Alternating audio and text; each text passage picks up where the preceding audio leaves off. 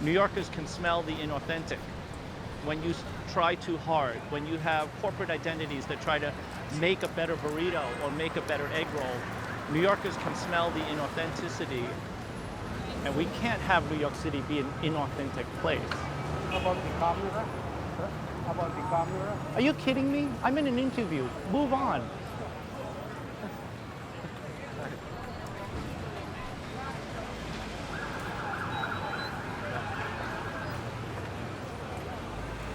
Be fucking nuts.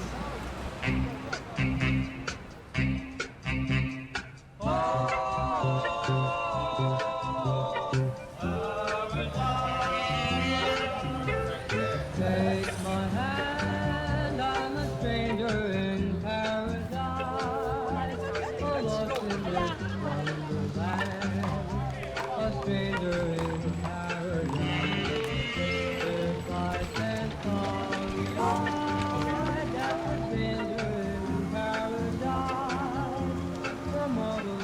My name is Jan Lee. I'm a third-generation Chinatown resident. My family's owned 19 and 21 Mott Street for 3 generations, and I own and manage it. In my grandfather's day, we were the first Chinese family in our building, so it was a lot of Italians and Jews. My father and his sister opened up Lonnie's Coffee Shop, which was very, very famous. It was a hamburgers and cheeseburgers and no Chinese food, but it was a great hangout for young Chinese Americans and Italian Americans and Jewish kids from the neighborhood. Hi, how are you, doctor? Good to see you. Well, this Chinatown in New York has always been a gateway. And it's a gateway to millions of immigrants who continue to come here. All of our families really were adding their small part to building New York. One of the oldest businesses in Chinatown is across the street from me. Our friends at Wing On, my family and their family have been across the street from each other for 100 years, so we know each other well.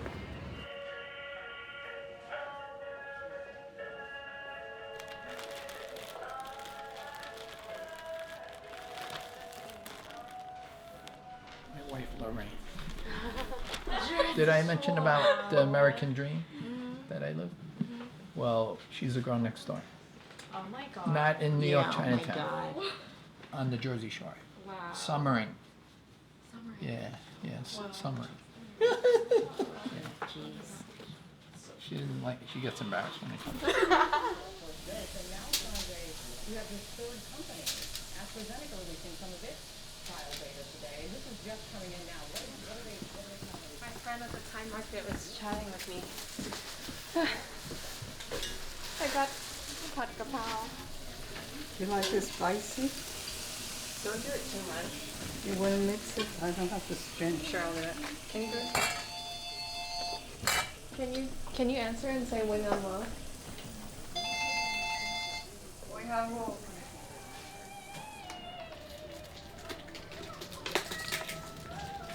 Why they put so much scotch tape into one?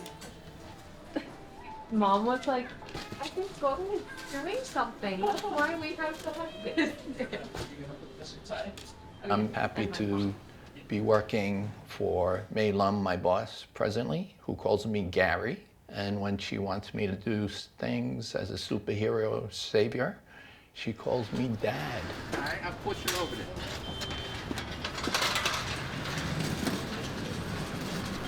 This is the fucking wall here. The coffee.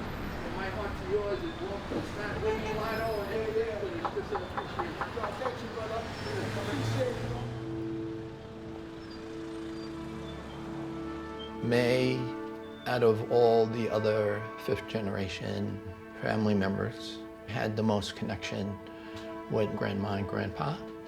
And she was the most inclined to take the bull by her horns to keeping this legacy continuing on. My view in Chinatown has always been through the storefront windows here at Wing On Woe. What makes Chinatown special is the strength and resilience of everybody here, of opening up shop every day, walking up, 5 flights of stairs in their tenement building to go into their apartment. These storefronts, these legacy businesses holding all of these memories over the years and decades to stay here and really dig in and build deep roots here.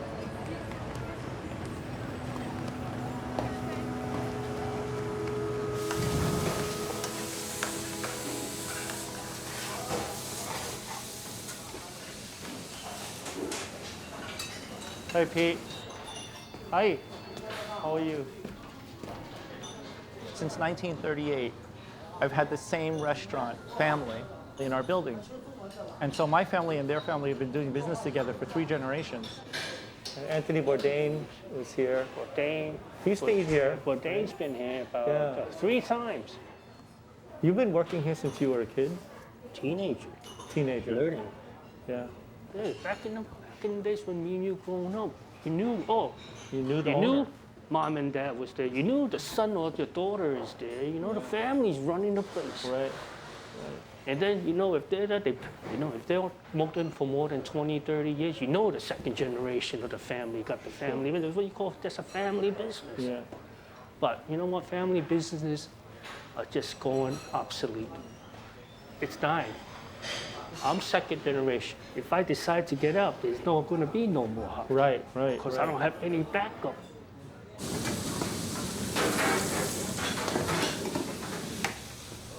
So are you fully staffed? Do you, no way, right? No way. I only have I used to have 13 waiters. Yeah. I only got 5. Wow.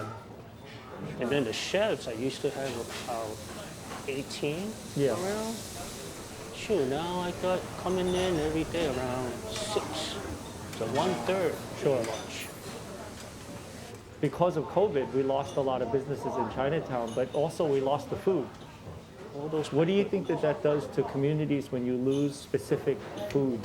Like, there's certain foods like you and I grew up having Yeah, that you can yeah. only get in Hapke, Yeah. right? So there's Yeah, certain well, foods that you can certain get in foods- certain restaurants. Well, from what I see, if you lose your neighborhood local foods, you're going to lose your neighborhood.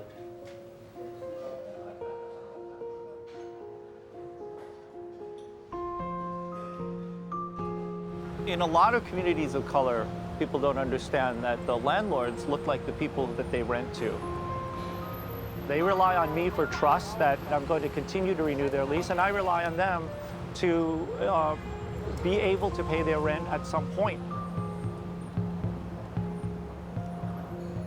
Part of the building of the city is also renting to businesses that are contextual to our neighborhoods. They're really what makes up the beauty of New York. If you think about New York City Chinatown and where it's located, we're basically neighbors to a lot of very wealthy and affluent neighborhoods. That really makes Chinatown a neighborhood that the city wants to take back, to build up, to develop, and become a place that they can make a lot of money off of. I'd be around to see them too.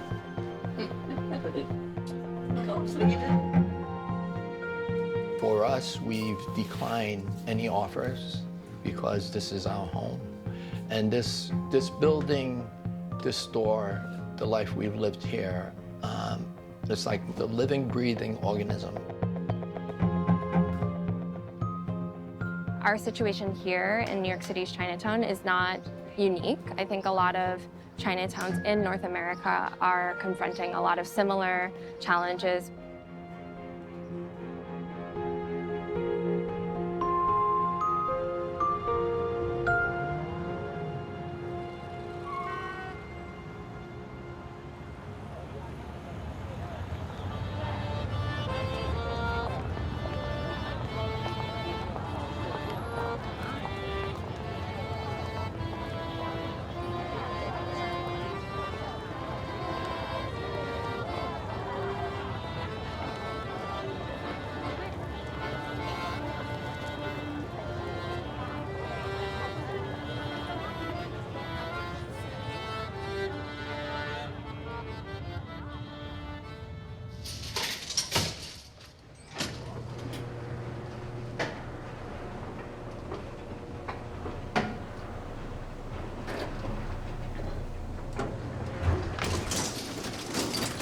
Welcome to Wings.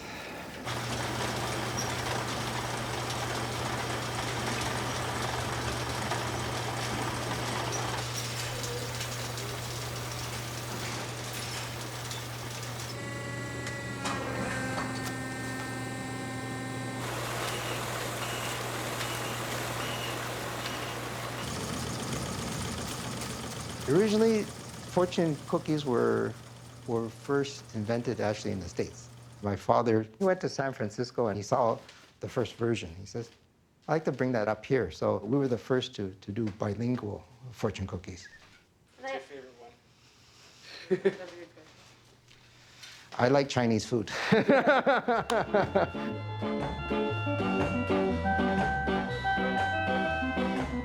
Soon you'll be gone. You see that building in front of us? That's Wings Noodle. For us, that is the heart of Chinatown. Many new immigrants that arrived here, they needed jobs, right? And Wings Noodle was the place that they would go to, they could turn to. Well, there was the Irish and the Jewish and many other communities that passed through there.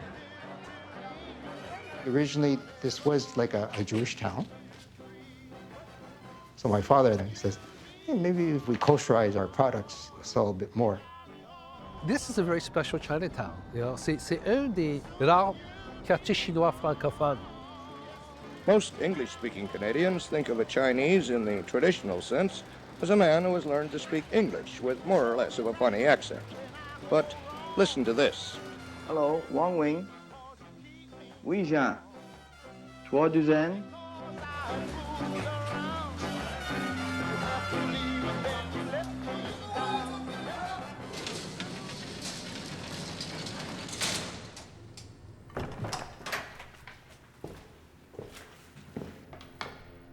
We used to play here, we used to eat here. You know, there's so much that goes back. Like we like to see it continue, but you know, it's long hours. I'm 63, my brother's 69.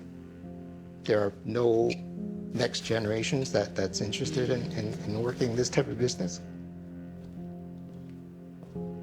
It's emotional to think of actually selling, but you know, at one point you have to say, well, there's nothing left.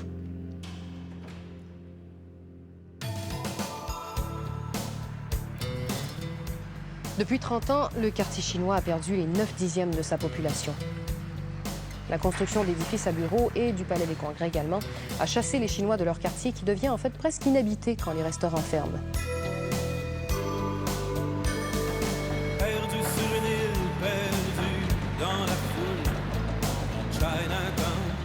During the so-called period of urban renewal in Montreal, between 1960 and the 1980s, there were at least 200 structures that were destroyed. Ce qu'il faut présenter à des gens qui nous viennent, c'est de leur montrer le vrai visage de Montréal. When they built Guy Favreau, they took out like 1/3 of Chinatown. Ça va faire quelque chose de très intéressant qui va raviver le centre, le cœur de la ville de Montréal.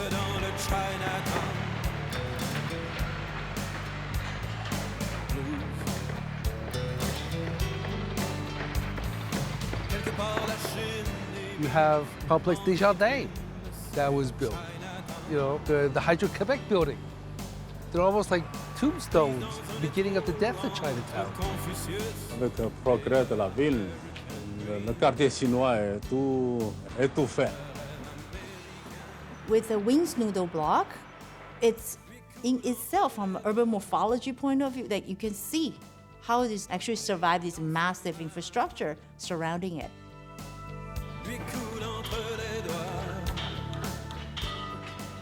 As you can see, everything else is being developed around Chinatown. That is like, that little bit is pretty much what's left.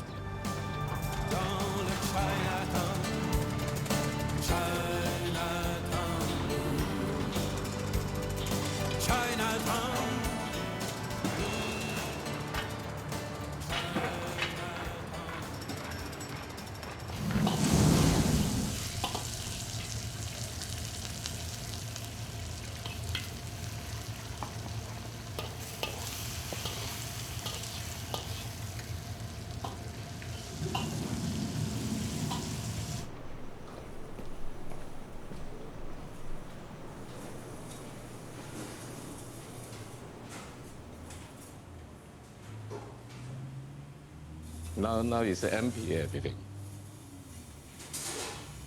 They had 1 year, no service.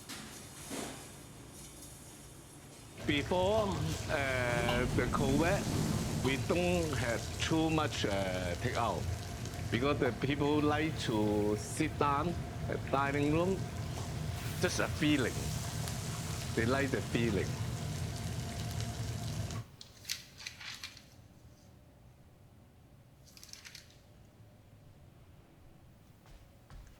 I had long time here. I want to keep it. But the rental go up, we cannot afford, we close.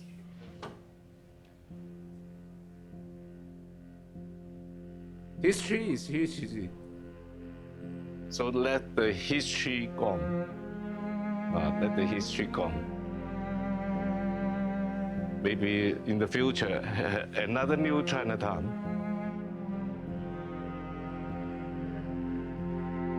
At different periods of history, Chinatown went through growth and then went through decline.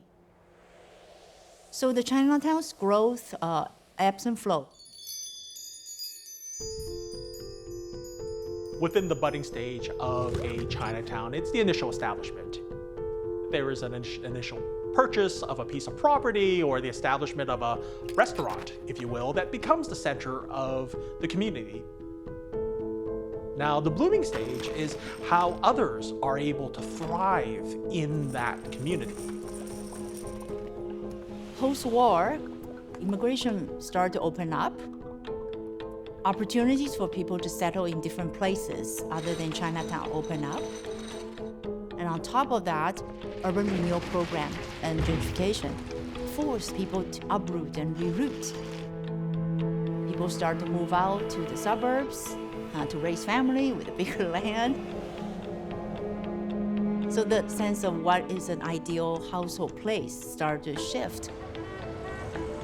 Fast forward into really the late 80s and 1990s, you'll find communities that are much different. At the same time, then you see some Chinatowns entering a withering stage. I think then it stands at a fork. And at that fork for that Chinatown, are you able to move into the future? Or we're now talking about where it goes into this kind of extinction phase. And I think that that's really part of that discussion and that struggle of a lot of Chinatowns. It's to, are these neighborhoods that should be put under glass? Or do they have that ability to grow and thrive and change? And I think that that really is one of the big challenges as we see Chinatowns throughout North America see that change. And some will indeed disappear, but others will and can thrive. And it's really, I think, to those who are the stewards of these Chinatowns that they can help steer it into these futures.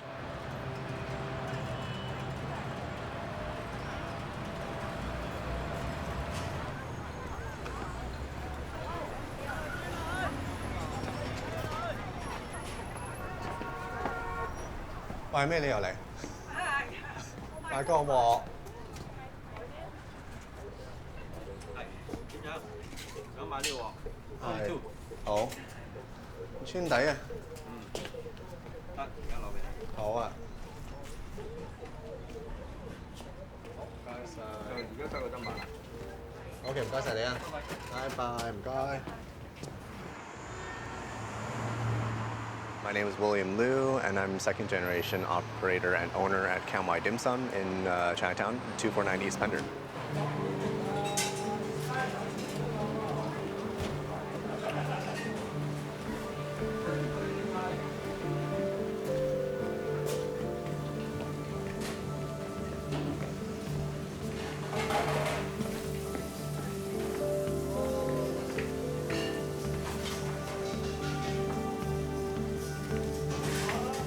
Dim sum literally means a touch of heart, and I do believe that every morsel that we create in our kitchen is a bit of love.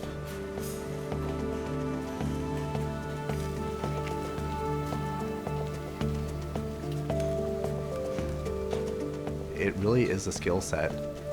It's very, very difficult to master all the different folds and all the different kinds of dumplings.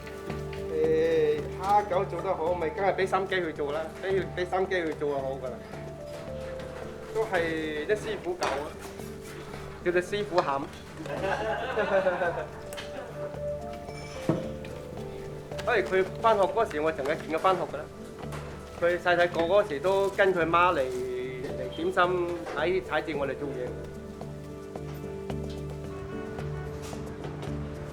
I've never really had that intense love for Chinatown until I started working with Kamwai.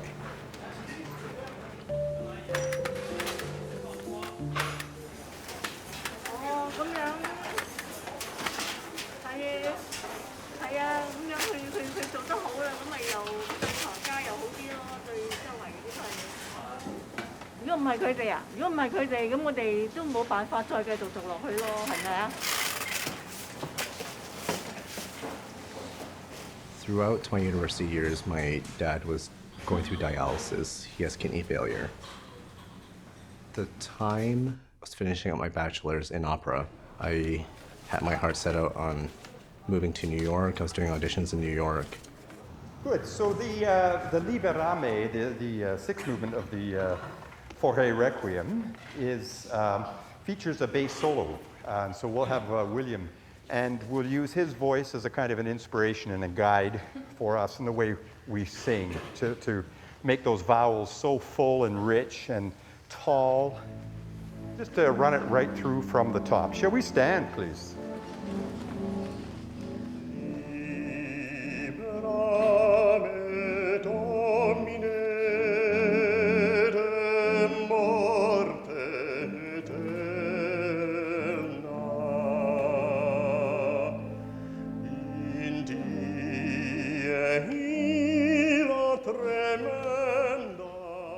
In the back of my mind, I knew that if anything had happened, I would come back immediately. And during my audition, my dad had the opportunity to get a kidney transplant. So that's when I decided to take over the family business.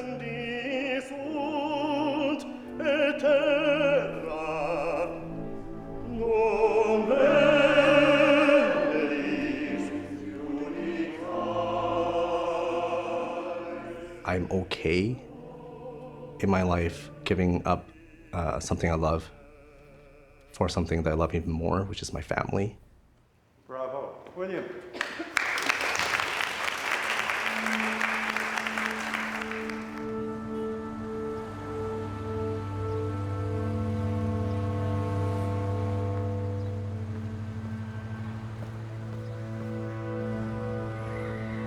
You know, the neighborhood, the community here is in dire situation. When the pandemic first hit, a lot of the businesses couldn't hold on in Chinatown and had to shut down. Chinatown's never going to be the same. It's never going to go back to what it was. A all myself, my family can do is really just stay put with where we are and try and run an honest business.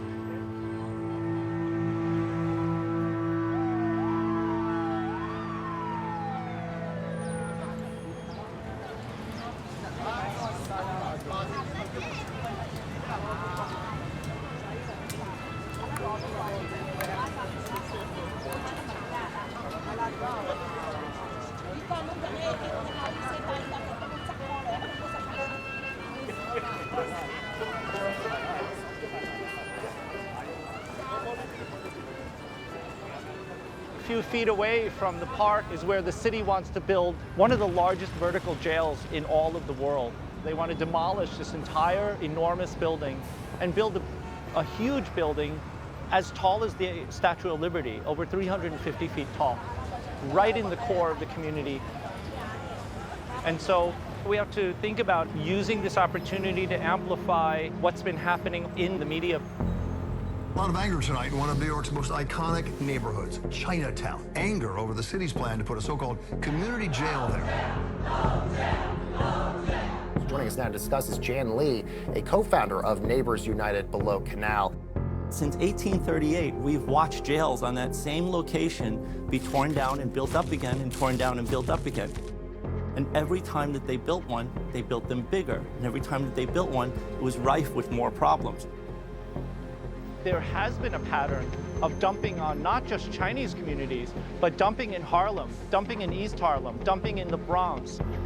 And why is that? Why do we live among the largest carceral footprint of the entire East Coast of the United States? It's because Chinatown was never a desirable place to live to begin with. That's how it was designed. It was designed to corral Chinese people into an undesirable area. We're looking at facing years of demolition, years of dangerous construction, years and years of toxic dust that's going to be raised. Across the street from the jail, there's hundreds of people. On the jail campus, there's a senior residence. It's low income. Those people cannot leave. We will not survive 10 years of construction.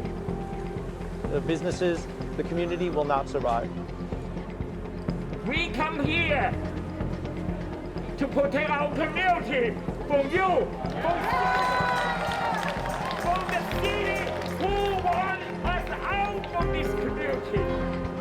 That's what you do it. This is really a battle for the soul of Chinatown, not only here in New York City, but throughout North America.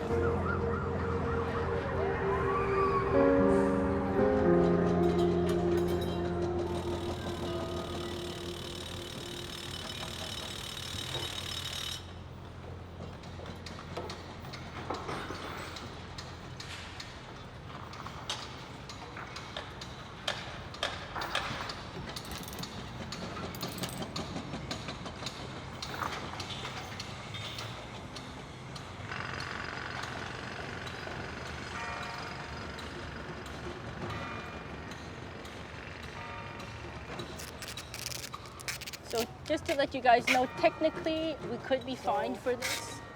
We have to maybe do more fundraising.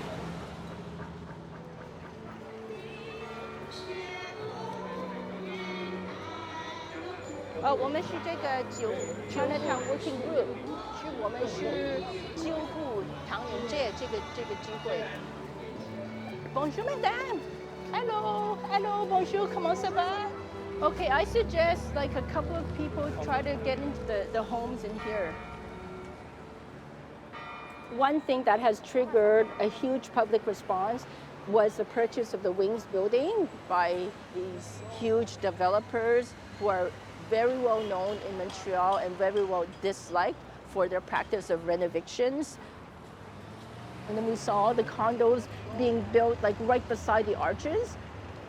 That's when it sounded the alarm to us. And we thought, oh my God, if we don't do something, we're gonna lose all of Chinatown. This is a really good illustration of like a David and Goliath. I mean, they're trying to fight what? Multi-story, you know, probably 100 condo development beside their little 1-2-story houses. So this is your house right here, this wall. Yeah. And this is what you're facing every day. Come closer. Full of dust here. We're asking today why Chinatown matters at a time when it seems to be facing some existential threats. People who care about Chinatown say they are worried. Now the developer is looking into purchasing connecting buildings.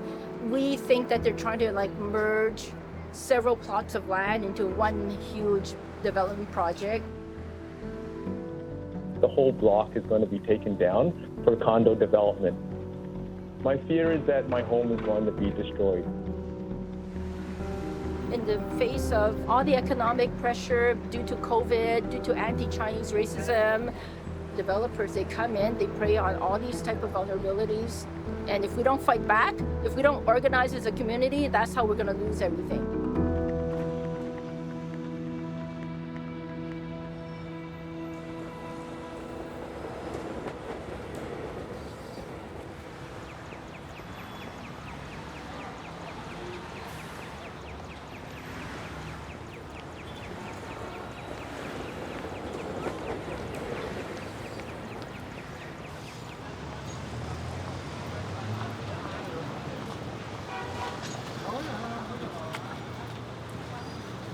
Good deal on kiwi. Chinatown has been through a lot of changes over the years and is still going through a lot of changes. T&T just opened up yesterday. There's all kinds of development pressure in the community.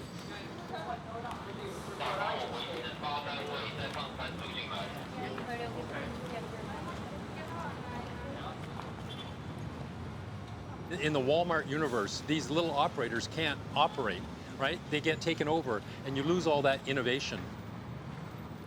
And that's so important for small immigrant communities, for people trying to start out. Chinatown is the stepping stone into Canadian society.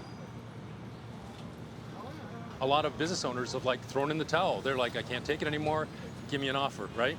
I understand that. If governments don't support these kind of small neighborhoods, it's a disaster long term. The whole idea that you can move immigrant communities out to the far distant suburbs is absurd. It's not sustainable for climate change. It's not sustainable for people with low incomes. We need living communities downtown, and if it's not supported, it'll disappear.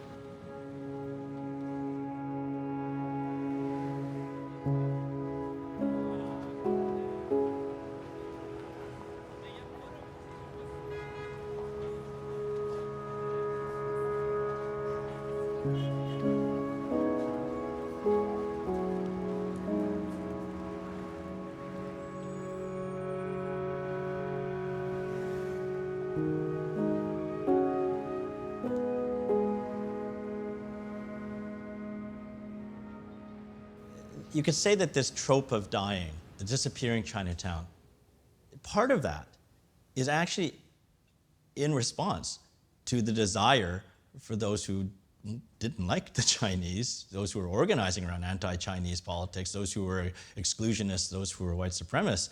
They wanted Chinatown to die. So the dead or disappearing Chinatown is ultimately wish fulfillment.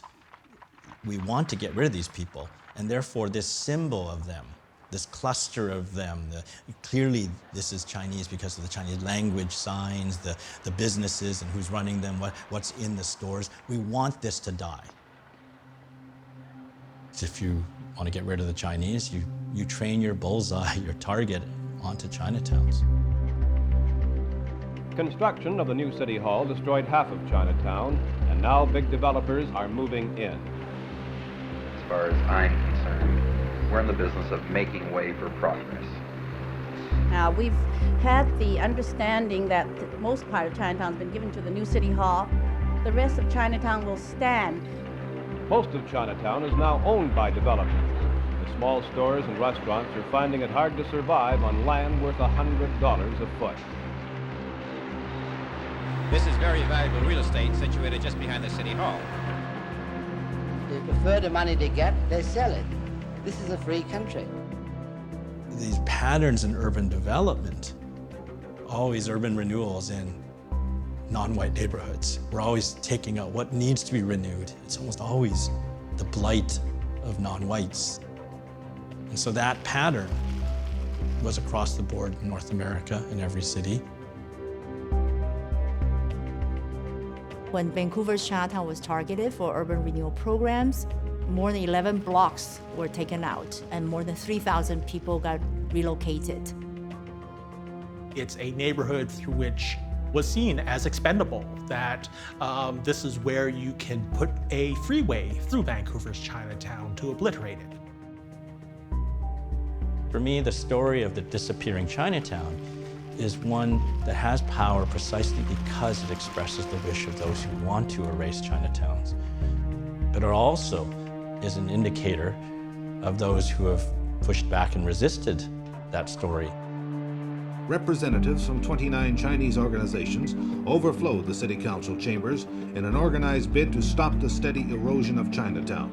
I'm pleading on behalf of myself and other members to please save Chinatown.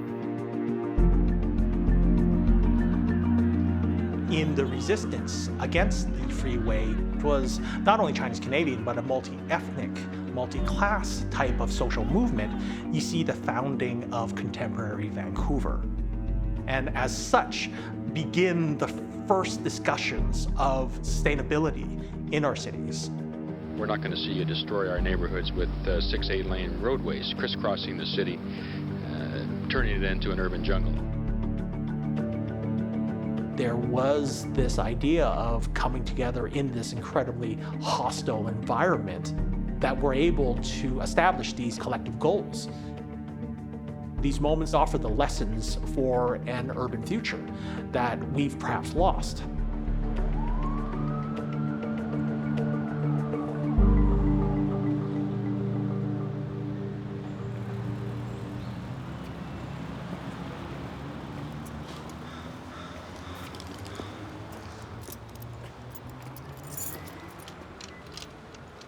Oh, there's a bit of a lineup. Hello, 食飯啦 Hello. Hello. Hello, 你好。香港咯喎，有冇紅蛋食啊？未啊，好快啦，好快啦。日都係咁講啊！你個衰啊！你真係。我影緊你啊！係啊係。影我做乜啊？快飯好。話唔見你兩個。好。我耐咯。係啊。台山話講得幾靚。好啲啊，好啲啊。靚仔啊嘛。係啊。係靚仔啦，哦。台山係。一兩對。除咗個口罩啊，你靚女啊。係啊。外國英烈呢，靚女啊。除咗個口罩先睇到。叫唔嚟行一輪。見咩來咯？佢屎女嘅，就要兇手嚟咁你。Yeah, so my great aunt, grandmother, and grandfather all lived in the building at one point. I always like to highlight this. Oh my God. Because like, there's no one has this view. And I mean, to think that they were going to put a freeway through this neighborhood, like, where do you know where it was going to go? Oh yeah, so you can see the road there. That would kind of go all the way across into downtown. 6 years ago, when I was looking to buy an apartment, I was looking at a place in Chinatown, and my mom started bawling. Like, she's like, "Why would you do that to us?" Or like, do you not consider our thoughts and feelings? Why would you want to go back to Chinatown? And I remember that still sticks with me. That they fought so hard, like worked so hard to get out of Chinatown, because Chinatown's still really seen as that place you came when you first immigrated, but you made it by leaving Chinatown, and it always seems to be, struggling. I think that's like this age-old story always, but that kind of echoes back to, the formation of Chinatowns, right? Because they settled here because they couldn't settle anywhere else. Like, if you were at the margins, Chinatown was where you came.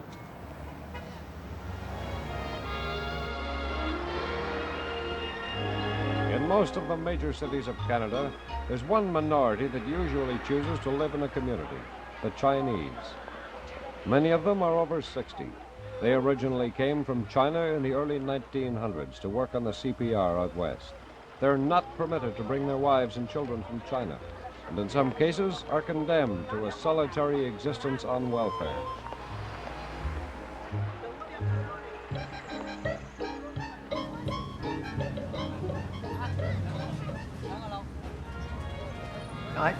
first got involved with Chinatown after I graduated from university in the 60s, early 60s actually. My grandfather was here to build a railway. And after that, he brought my dad over and paid the head tax. What was surprising when I first arrived in Canada, most of the people were men. There were no children and no women. My dad married my mother in China. I was born in China. Because of the Chinese Exclusion Act, my mother and I did not come over until 1949. I was 14, so I have never met my father before that. They passed a lot of exclusionary laws, like immigration exclusion, head tax, made it punitively expensive to come here. My grandfather used to bring me down here. There was still a lot of the what we call the wakyu, the old-timers, these men who had spent most of their lives without family, without women. He was, in essence, sharing me with these men who just didn't have kids, didn't have grandkids. And because of the exclusion of Chinese, they ended up spending the last days of their lives only with each other.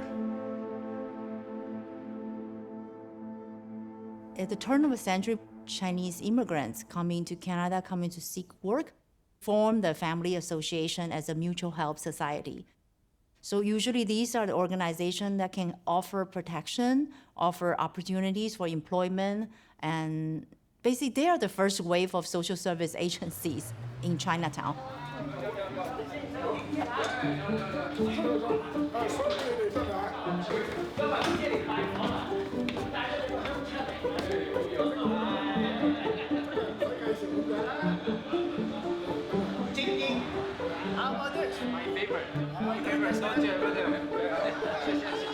My grandfather.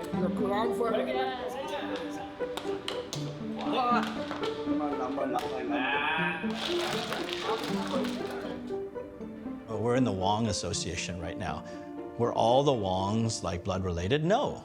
In fact, one of the reasons why you would create an association around clan names is because it was a way to actually create fictive kin, fictive relationships where we need to help each other, we need to trust each other. Let's pretend we're family. It's our origin story. Everything leads back to these places across Canada where the first Chinese communities built family, built community, built economies, and put down roots. See, all this is original. These family associations, they are the stewards of Chinatown. They are helping to take care of Chinatown for the next generation to continue to enjoy it. Oh my gosh, so beautiful. Yeah.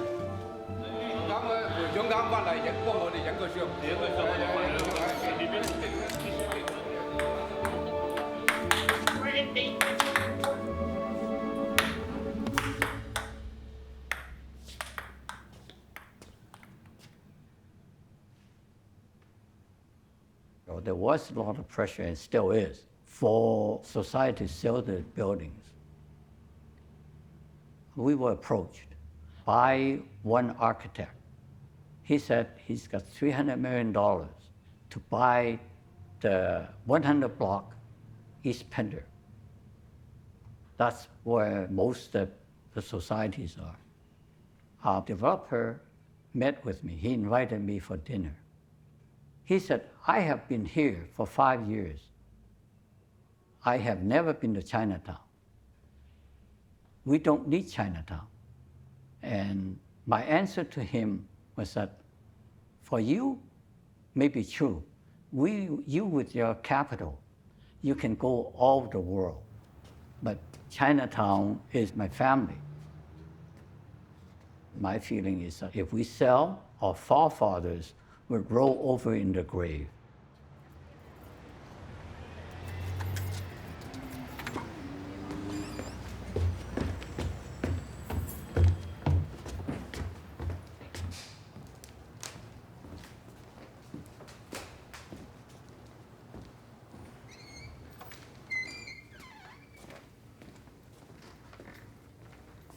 Our ancestors have worked so hard in such horrible times to form an association like this. It would be a shame if it's lost. So the Mulan thing, the weight of the ancestors, it's hard. We are more seen as wardens of the buildings. And it always says that our responsibilities as the next generation is to keep these places running and standing so that we could pass it on to the next generation.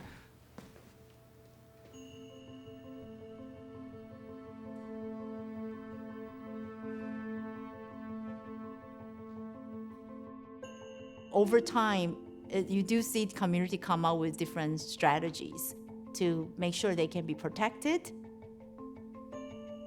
For San Francisco Chinatown, after the earthquake, the government did try to relocate Chinatown. So Chinatown community at the time, they fought back and they started basically trying to assert a certain strong identity within the city, and they come up with this architecture that's very different with the dragon post, with the gate to mark the boundary, and it's become the Chinatown architecture. And so that it was the community strategy to make sure it stands out, it's unique, it's different, and it's here to stay. I'm not against brand new buildings. I don't think any of us should be against brand new buildings, but creating meaningful places that matter often means understanding how the depth of meaning is amplified by the site. If we want to see Chinatown continued heritage designation, is the step one, and the heritage need to be deeper than the architectural facade. It is including the intangible heritage inside the building, the activity inside the building, the way of life that we want to protect. 1, 2, 3, 4, 5. All right, it's been a while since we did this. Let's try to not go crazy at the beginning. Let's just walk through the steps first, and then we slowly graduate up to like full music and everything. Raymond Wong, what are you doing? What are you doing? Why is Calvin holding 2 sticks? All right, let's go. Feel different.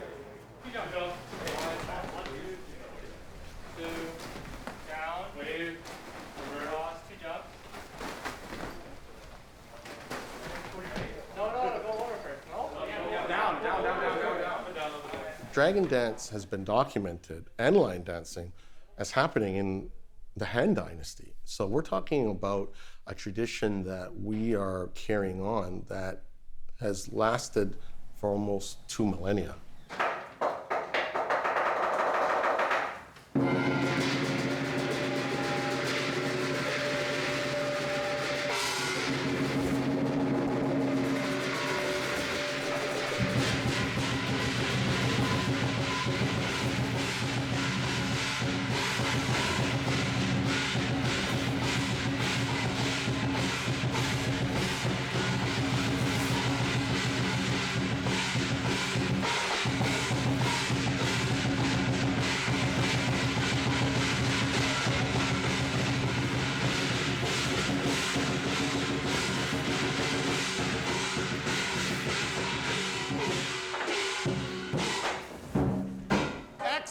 Excellent. All right, let's take a break. Let's take a little break.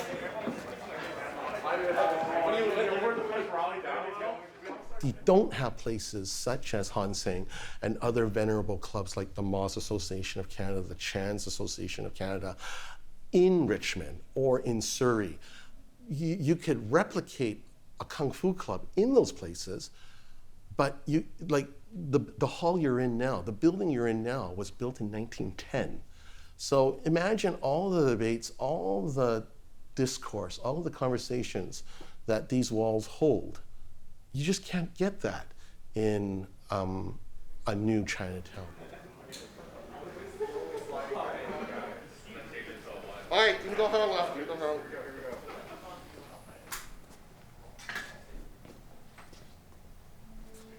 一個方，再嗰個，三個方。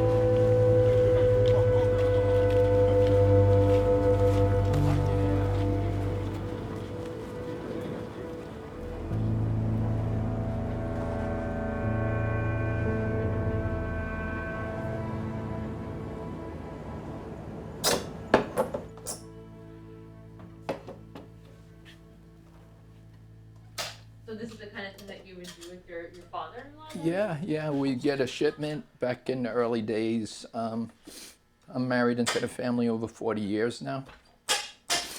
And back 40 years ago, they used to get their inventory in these wooden crates. And we opened up the faces, we took out the nails, the steel banding that I'm doing now. And watching father-in-law and not understanding why he would even venture to do what he's doing with these things. He passed away this year, right?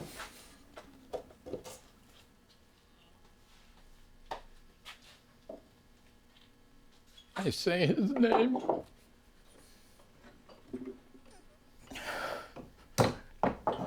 And I get sad.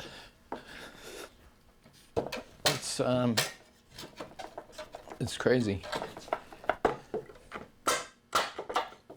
I'm conjuring up my father-in-law as I'm doing this. No, your masks. Your masks. Move away, Too cold. Come on. I fell into depression when, when we had to lock our doors and not invite and welcome customers and visitors. It was my fountain of youth. And that fountain, that faucet, was shut. It was not a pause, it was full stop.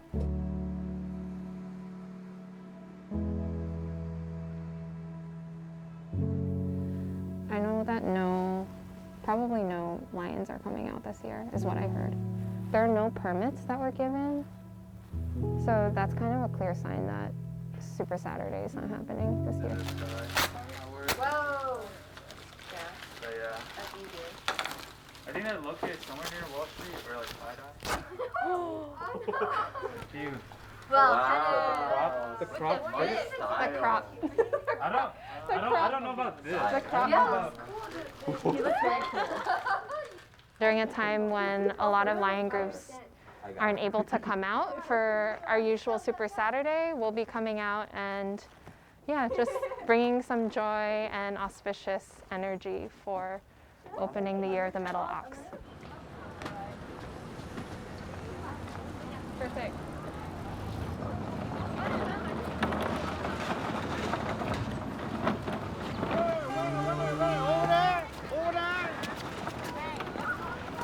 We're outside of Montreal Optical and we want to bless your store with our lion head.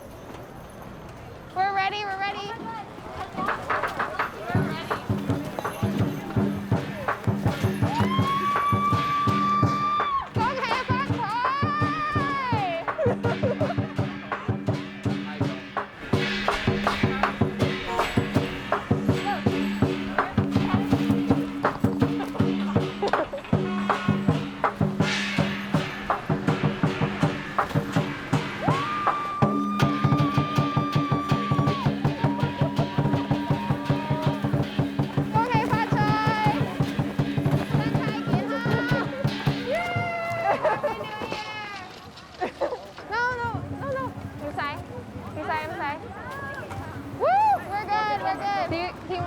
give you guys tea.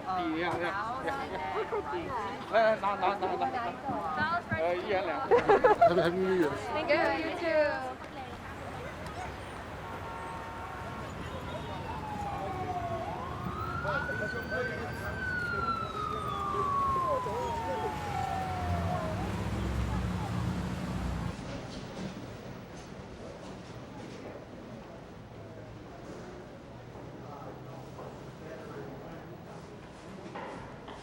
The NUBC lawsuit, which was successful, was overturned by appeal, and so that allows the city to roll in the bulldozers. They're going along with the project that was designed in 2017, and the world was different then. The city was different then. Our community was different then. And to move ahead on schedule as though nothing is happening is the most irresponsible thing that the city can do right now. Many people don't know that this is happening, so let them know this is coming. If you don't do something right now, they're going to roll in the bulldozers, and our neighborhood will be devastated. That's all you wanted, Sager? That's it. Just satisfied. Okay. Oh, this is what it. Okay, this is where it's at. Sager is The mascot. Community justice mascot. Yep. Obviously, taking the peaceful route. No new job! No new job! No new job! No new job!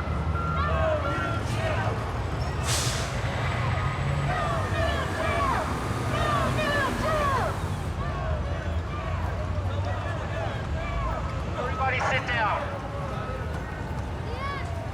This is what community looks like.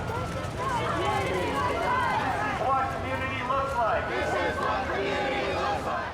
We're doing it for our community. We're doing it for our seniors. Right behind you is a senior living center.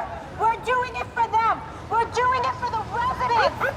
New York City Police Department. You are unlawfully in the roadway and obstructing vehicular traffic. You are ordered to leave the roadway and utilize the available sidewalk. No new jail! No new jail!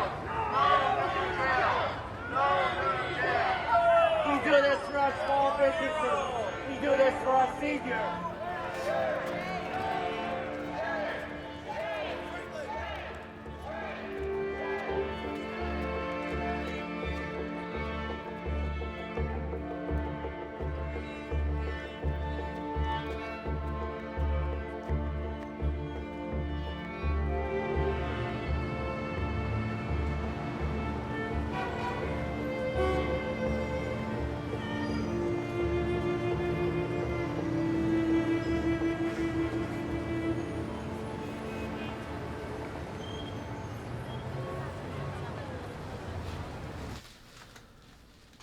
The surge in hate crimes against Asian Americans only getting worse. We've heard about a 52-year-old woman attacked outside a New York City bakery on Tuesday, a 91-year-old man pushed to the ground in San Francisco last month. My view of what's going outside the doors or the storefront of Wing On Wo, anti-Asian hate and violence against Asians, and it's happening all over the world. We're not always at the forefront of protests or resistance and the question of erasure, but we need to exercise our voice.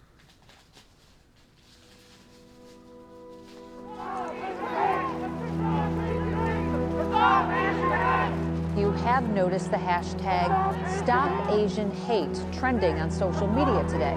And that's because hate crimes against Asian Americans have skyrocketed this year.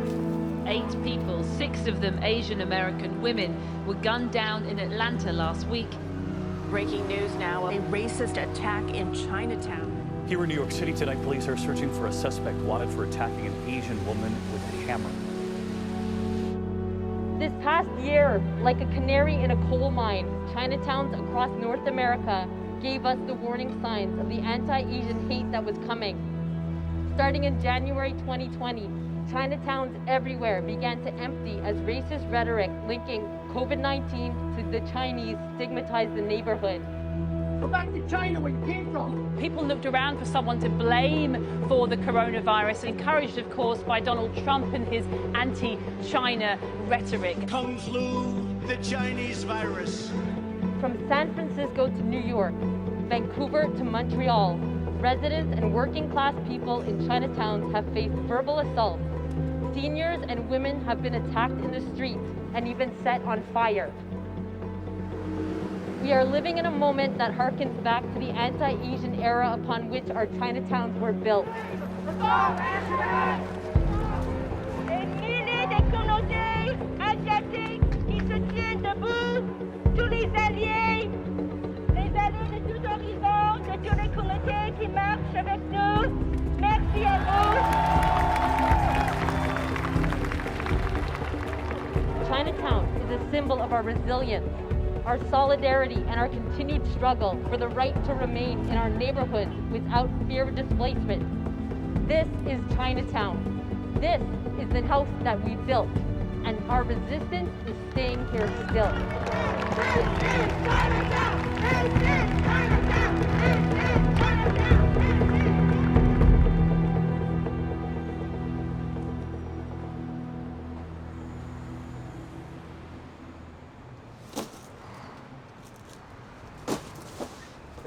有冇冬字嘅？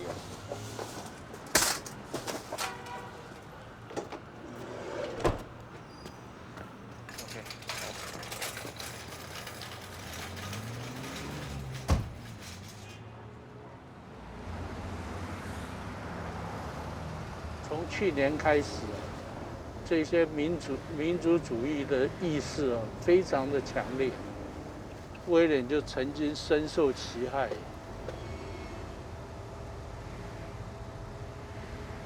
I was doing a delivery with my dad, and there was a truck behind us that was very impatient and honking. He started threatening us with racial slurs and comes out of the car and punches my face.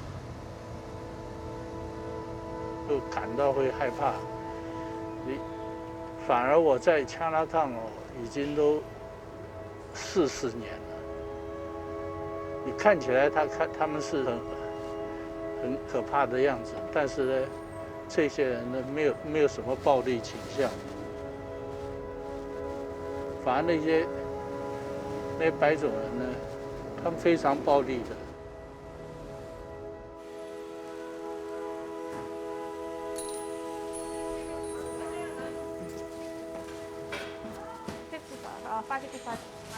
Yeah, everyone in the neighborhood, they want affordable food.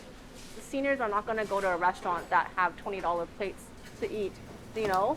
Some of them, they like go around collecting cans and stuff just to get their meals. Like I have people that come in sometimes and just ask for a bun because they're hungry, and I'll just give it to them. Why not? If we have it, we're going to give it. One thing my dad has always said is you feed the masses, you don't feed the individual. And for us, the masses are the people that surround us. From the downtown east side, we rely on people that live in this neighborhood. Be it you drive a Mercedes or you drive a shopping cart, it doesn't matter to us as long as you are able to have food in your stomach. That for me is what Chinatown's all about. And for me, I guess that's why it's important for us to be here.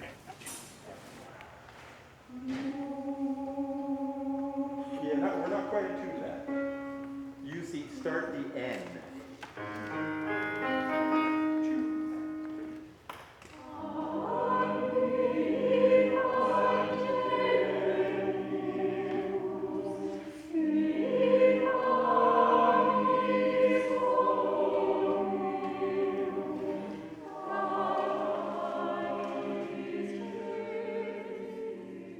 We're one of the last businesses in Chinatown that still have that Chinatown flavor.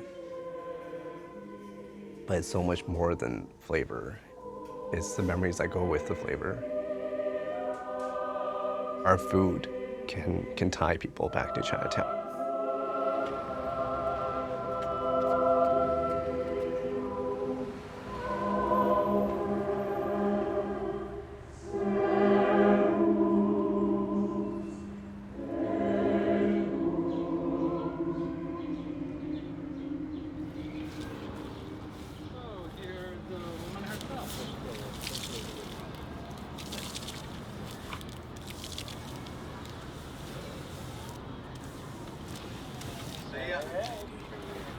There you go. Lather it up. Oh, we got Maggie. Leave extra sauce, okay? Oh my goodness, it's Elaine.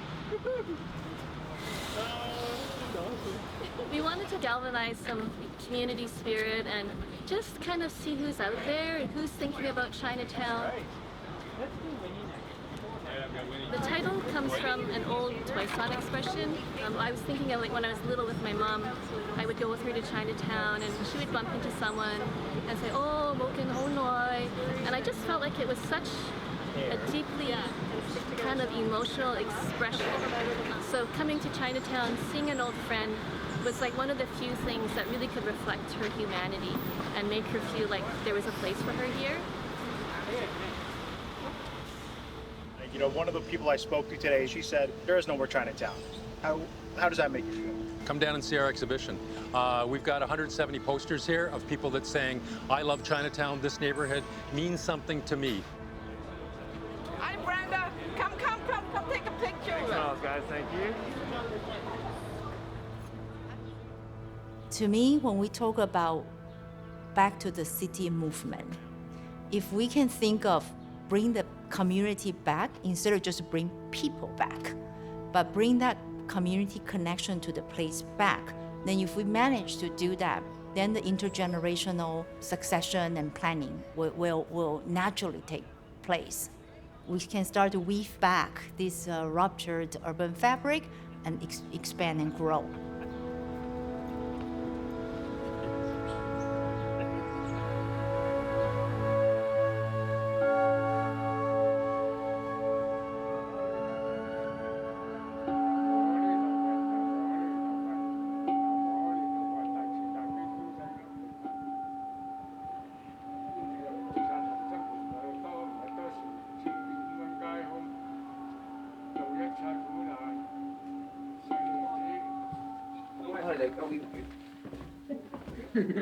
Merci.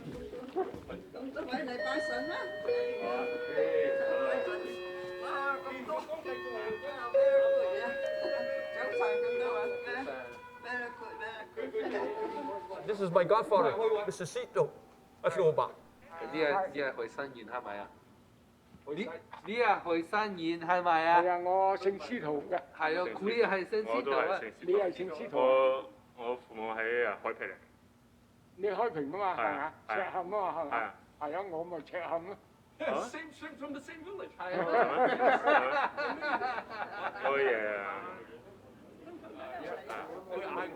有得㗎啦，甜甜蜜蜜啊！Okay. Okay, wonderful, yeah. 甜甜蜜蜜 ，OK， 大家好啊嘛，係咯，甜甜蜜蜜 ，OK。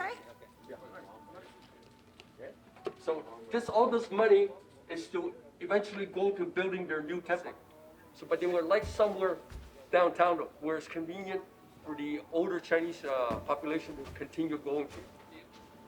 佢話屋企呢個咧，人都屋企興，佢話人講怕唔怕啊？ That you better translate, Wilson. Okay, he said yes. He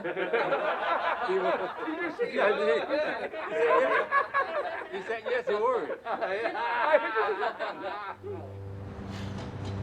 Talking about Chinatown, advocates calling for the city of Montreal to act immediately to protect Chinatown's heritage.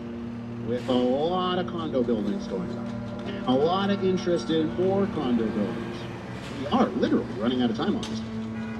I'm the Vice President of the Chinese Association of Montreal, and our building is sitting smack in the middle of this proposed project. But, you know, I want to make it perfectly clear that our building is not for sale. In a lot of the promotion of those new condo complexes, it doesn't mention it's Chinatown? No. There's not one word, okay, on Chinatown. And that's very worrisome. We're worried about being wiped out. I think a lot of us just assumed that they would never go away. I think that's how we felt about Wings.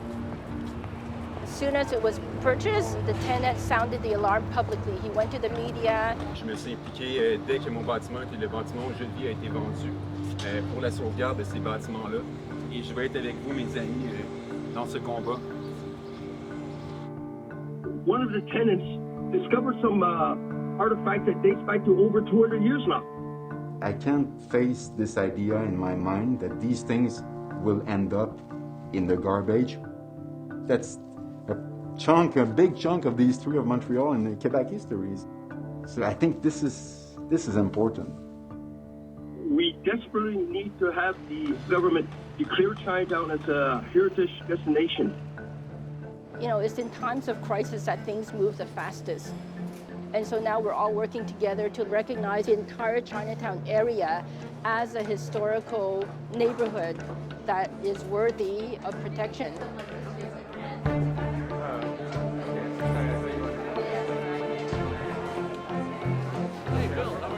First in Montreal's Chinatown, a municipal election debate hosted by organizations from the city's Chinese community representing about 100,000 Montrealers. How are you going to protect the quality of life and our ability to stay in our home? Il y a le quartier chinois des simples citoyens et il y a le quartier chinois des promoteurs riches. Et j'ai l'impression qu'on s'intéresse d'abord à ces derniers plutôt qu'aux vrais citoyens. I am telling you now, we're not united today. In 20 years' time, we will not have a Chinatown like what it is today. No matter what language we speak, no matter what dialogues we talk, okay? We got to unite it together. I'm not going to apologize that we ran over time. We waited 200 years for you guys.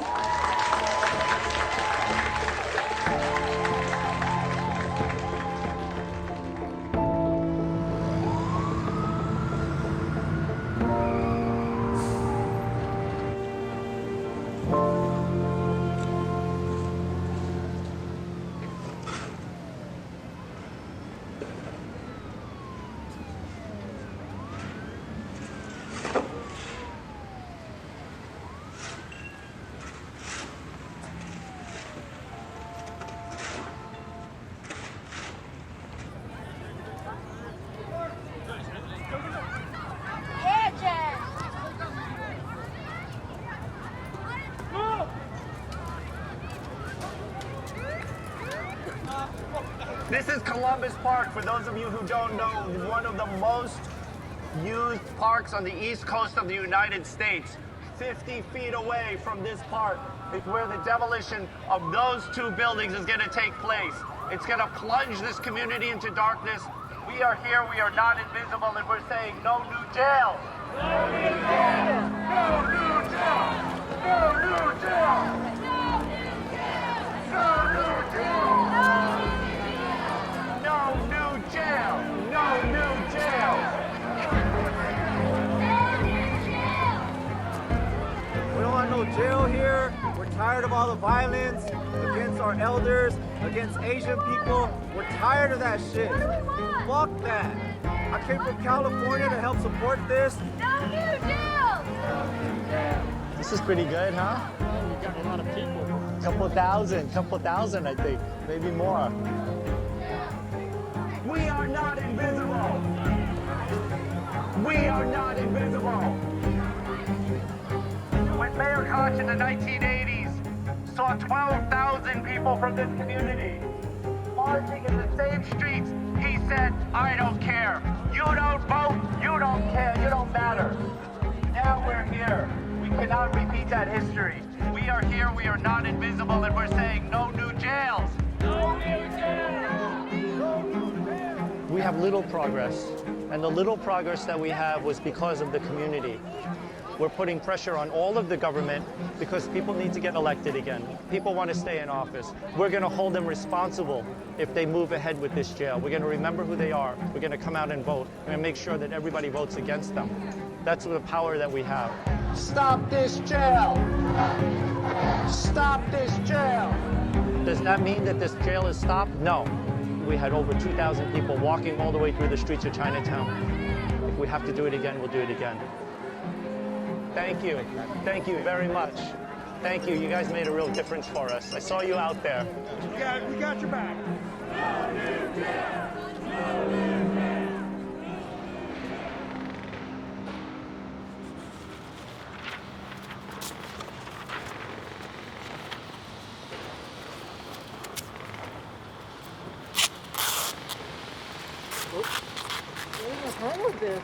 Yeah, getting good.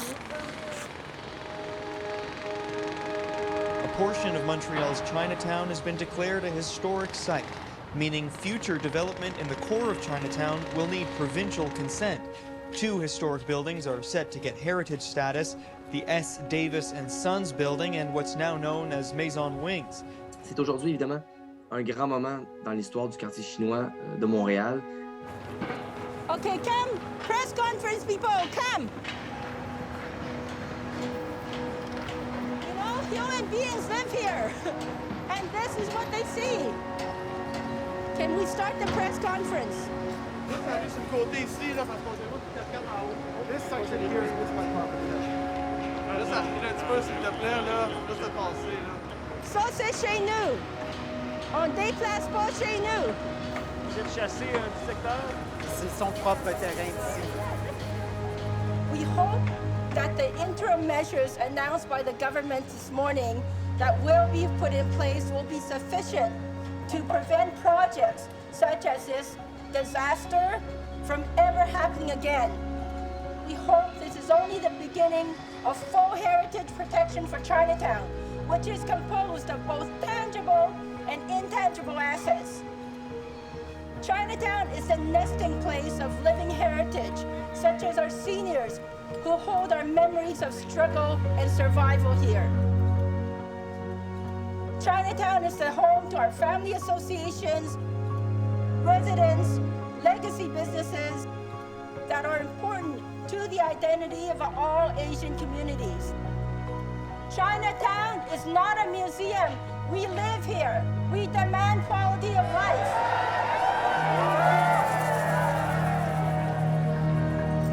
We know it's wrong, but it's not over, and we know it's not over, but that's a fucking huge victory, man. Moi, je suis super content de ça. Hey, victory! On l'a eu, mais on est pour vrai. We got them, the fuckers, the developers.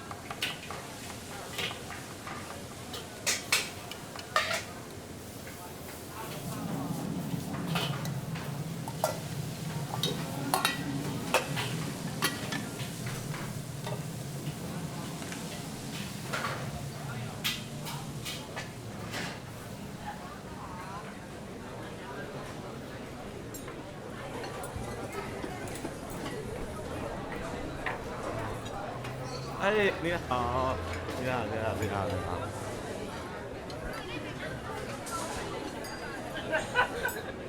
冇咩搶啊？冇炒麵啊？ Today, my feeling is very good. It's the first reopen. All the people have the hope for the future. It's good days.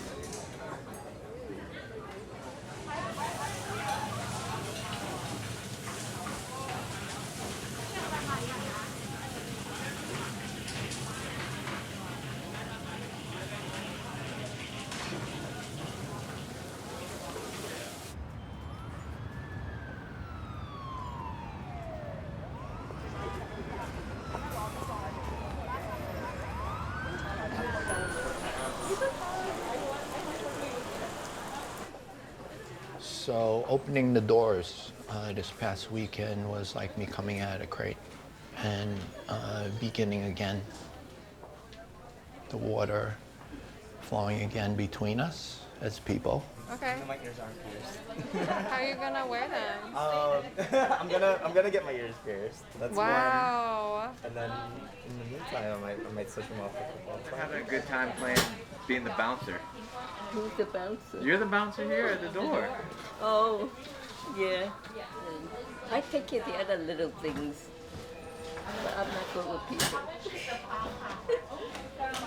We're at our next stop, Wing On Wo. So this is actually the oldest shop in Chinatown, opened in 1890. And so Mei Lam is the 5th generation owner of Wing On Wo, and she really supports like local artists, and she has like an artist resident.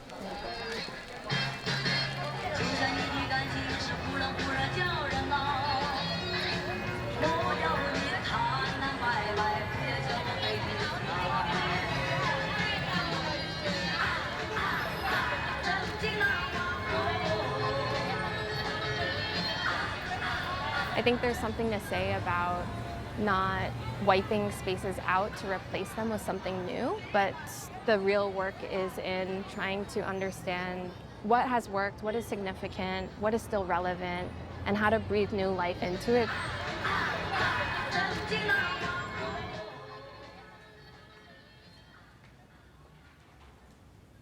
You know, I brought up the conversation about, you know, who would like to continue. I feel unawares to her that she recalled her promise to grandfather. Never to let it go.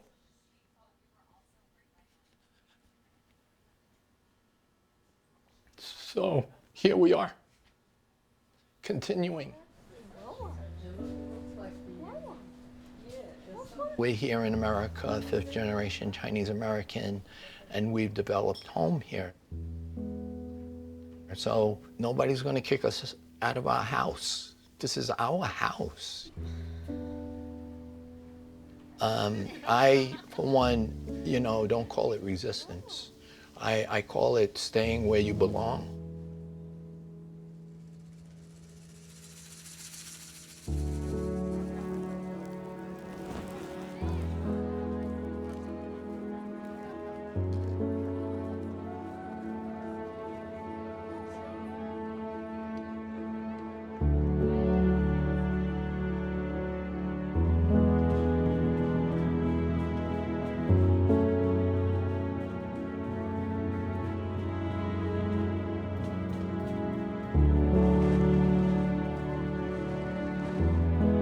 You could say each fight that was an existential fight for Chinatown was generational. You know, my kids will have to figure out what it means. You know, all our generations to come will have to figure out what this place means. But as long as it's important enough to have meaning, that to me is a reason to fight for it.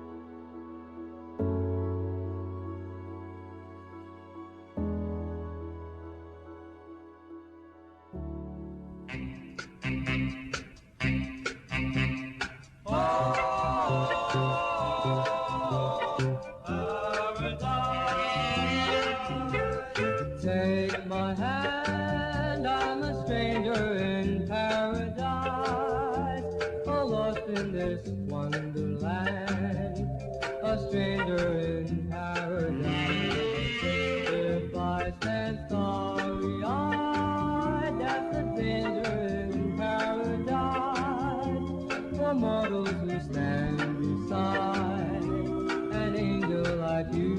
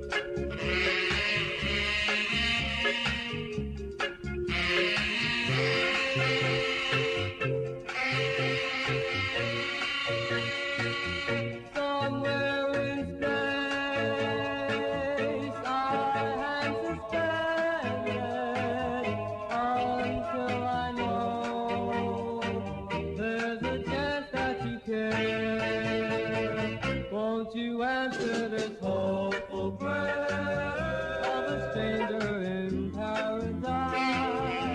But tell him he needn't be a stranger no more,